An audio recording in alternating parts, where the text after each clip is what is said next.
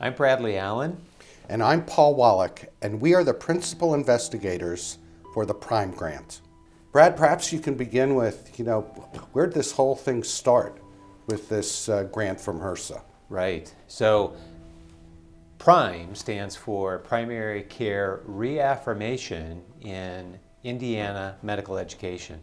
And Indiana was able to apply for this grant because we've got a shortfall of primary care projected for 2025 that puts us in the bottom 15% of states in the United States.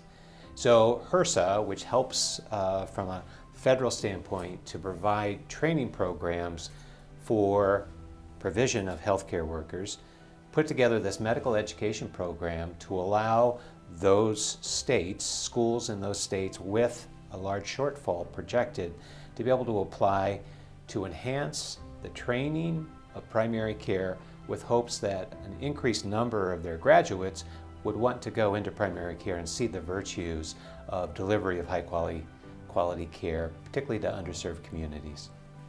Yeah, now this grant was really exciting. I remember when we were thinking about ideas of what we wanted to send into HRSA.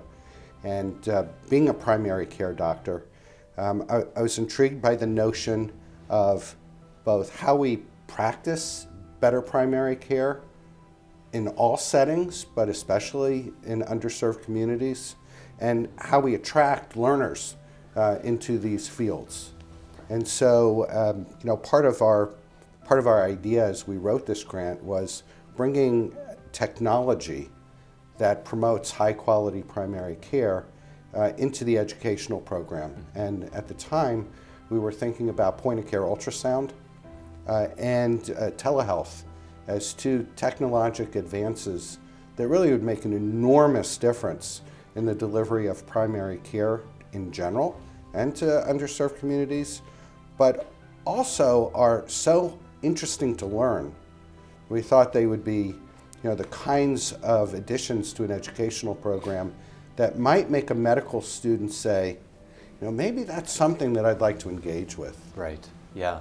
And I think that from the time that we applied for this grant in 2019 to the time where we received the grant, along with, we were fortunate enough to receive some supplemental funds, we realized that we had an opportunity to seize on what was going on in our country at that time by again, thinking about ways that were revealed to us where we had challenges for delivery of basic primary care related to the COVID pandemic, and then certainly the other social issues that were going on that revealed, the large disparities, within our communities that we could help our students appreciate and then to advocate for, along with our providers around the state.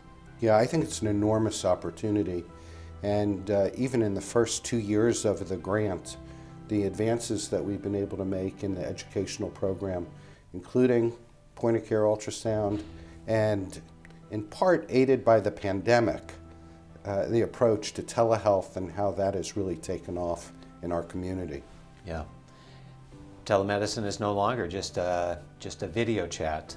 We realize that it allows us to see into the world of the patient and realize what barriers and challenges they face to carrying out the care plans that we provide for patients, and allowing our students to realize the capacity of that methodology to provide care is really exciting, because now we can use things that we supply to our patients that allow us to look at their skin lesion or check their sore throat and things like that, which I think again are exciting for trainees coming through our programs now who are much more comfortable with technology than we were in our training, as well as realize how they can connect and gain the trust and buy-in from the patient that they're talking to across a computer screen. The various elements of the physical exam that we now think about doing via telehealth are dramatically different than a decade ago. They have that little stethoscope head that you could have the patient put in various parts of their chest. You can listen real time to the heart, to the lungs, to bowel sounds. There's the otoscope. You look in the ears, and as you mentioned, in the mouth, and look at skin lesions. There's more that we can see on physical exam and in telehealth than I think we ever imagined. Right, right. And, to build on that pilot that's been designed for neurology, to realize that so many parts of the neurologic exam can be done by audiovisual, by instructing the patient to do different movements and observing for any asymmetry and things like that. It really is an untapped world of interchange between patients and providers in a way that serves the needs of those who may have difficulties with transportation, who may have physical ailments that make it difficult or uncomfortable for them to make it to an office visit. And economically, it's a big plus in terms of our efficiency of delivering care. And it transcends distances. We think of underserved communities. They're both rural and urban. I mean, it's hard for some people to actually get into a doctor's office or a particular specialty doctor's office. And the opportunities here for provision of high quality care to people who need it is just amazing. Similarly, we had conversations early on as we were designing this grant of thinking about how point-of-care ultrasound impacts clinical care. I was very impacted over the last 10 years in listening to people who took portable ultrasounds on mission trips and discussed how the availability of that imaging in environments where there was no other imaging available made a huge difference for patients. And it made me stop to think, if this works on mission trips in other countries, how might it impact care in the United States and communities where similarly access to imaging may not be readily available? And think about the convenience to patients of, while they're in seeing their primary care doctor, having the ability of that doctor to be able to check out various things with ultrasound to improve the quality of care, but also make it more convenient for the patient. Right, yes. I mean, within a matter of minutes, being able to have a fairly good idea of what might be going on in terms of somebody with new heart failure, somebody with a lump that they're concerned about, to get an idea of what's going on and then help shape the decisions of the provider about what the next step should be, instead of waiting for 2 weeks or longer for a CT scan or an MRI. Really gives the provider a leg up and helps oftentimes to provide reassurance for the patient. Yeah, and these machines are getting better and better and less expensive with each passing year. So they're going to be in the pockets of nearly every doctor at some point in the future. And I'm proud at IU School of Medicine and through our grant that we've been able to expand education for our students and residents. Absolutely. Initially in the grant we focused on rural and urban underserved areas in the state, but with the advent of things that happened in the spring of 2020, realized that we had really the duty to focus on the issues that were going on in our communities related to systemic racism and its impact on healthcare, as well as other types of factors from a systemic system in terms of how we deliver care that played on health system science concepts and things like that, which we had started to use in our curriculum, but now with the Prime Grant are able to expand sort of the depth and breadth of the training that we do in those areas. Yeah, clearly really important issues as they relate to the education of physicians who are going to be providing care over the upcoming decades. We were able to leverage our scholarly concentration program, which in its design focused on care delivery to lots of underserved populations. And so there was a natural synergy between the very beginnings of a fledgling educational program in scholarly concentrations, which is an elective program that students may participate in. They choose to do it. It's not required of everyone.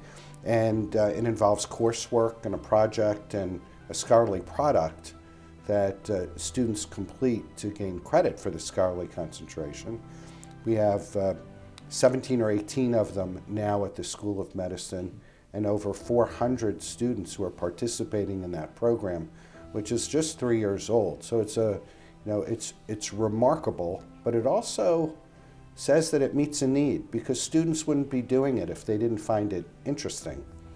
Students today are hungry for developing those tools to help them be advocates for their community. So I think, the fact that the Prime Grant is helping us enhance parts of our curriculum that already existed. We have always taught primary care, but how do we change that with the intentionality of primary care delivery to the underserved? So the curricular threads that we're creating, to be able to take that theme of care for the underserved and vulnerable communities, to take that thread of the impact of systemic racism and its impact on care in the state of Indiana, particularly for our Black communities, and then also to create a competency that we can watch the horizontal and vertical growth of students with the skills that they need to be advocates for their communities and their patients in areas of diversity,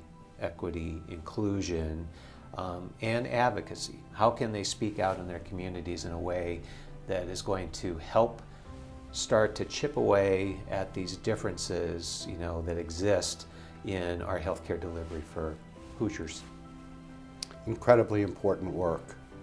I often stop and think, if we're enormously successful with this work, 5-10 years from now, how will our graduates be different, do you think, as a result of this work? It is exciting to think about that, and I guess when we started to put together the grant, and then with the changes we were able to make with extra funding from HRSA, I think that we really do have our eye on a graduating pool of students who go on to residency and then into practice, if we're thinking 10 years from now, who have a better skill set to be able to function, realize the importance and the personal satisfaction of really delivering high quality care in a way that the patient can access, that makes the communities healthier, and really makes the world a better place. It's incredible. I bet the students are going to love it. I hope so. Yes, indeed. We've also partnered with colleagues in our FAPDD group, Faculty Affairs and Professional Development, being mindful of the fact that as we develop new curricula and new curricular approaches, we need to be able to educate our faculty to be able to best engage our students to teach those things. Exactly. So we have wonderful providers across the state that are providing the type of care that we're trying to teach to our students. And what we need to realize, though, is that they may not know how to package that and to hand it off and show it to students in a way that resonates with the students and allows the faculty member to appreciate what they're doing. So the way that we're doing that through our faculty development is to think about ways that we can get elements of faculty development out to our busy clinicians around the state in a way that can help them talk about those issues and the needs of their communities in a way that captures the relationship-centered communication skills that are so important to their practice and so important for our students to learn on their pathway to graduation and then going out into the world. But there are elements to provision of outstanding care that relate fundamentally to an interface between doctors and patients. Right. Can you talk a little bit about the new program that was the way we started students in medical school last year? Yes, so in the fall of 2021, our students began their time here at IU School of Medicine in a program called Achieving Inclusivity in Medicine. And it taught them some of the principles of relationship-centered communication in a way so that they could learn to meet one another, coming together into a brand new medical class, of how they can relate and understand what their backgrounds bring to that learning environment. Also a way to appreciate and interact with the staff and the faculty, in the School of Medicine. and to practice those skills so that by the time they're starting to do their more intensive clinical experiences, they're able to quickly develop rapport, trust, and understanding, and to show forward the compassion, that they have for their fellow man and the reason they came to medical school. Incredible. I feel that you and I are amongst the incredibly fortunate people because we get out of bed every day and serve the purpose of educating the next generation of physicians who are going to be the people who provide care for us, for our families, and for our communities. That's an incredible mission to serve each day.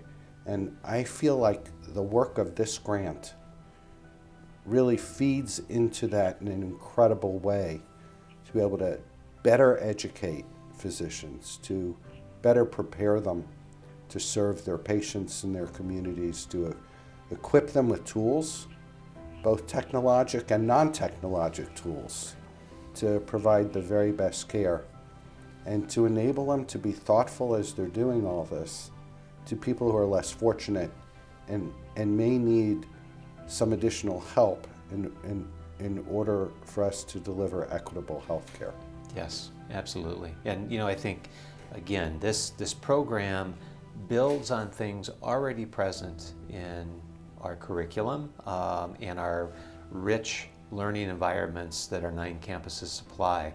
It harnesses the energy of the modern medical student with the experiences of our statewide faculty to be able to really focus on those particular elements which may not have received the focus that was needed in the past. So it's very exciting, and our students are excited about it, our faculty are excited about it, and we're excited about it. You bet. So our grant is called PRIME. What does that stand for? Again, that is Primary Care Reaffirmation in Indiana Medical Education.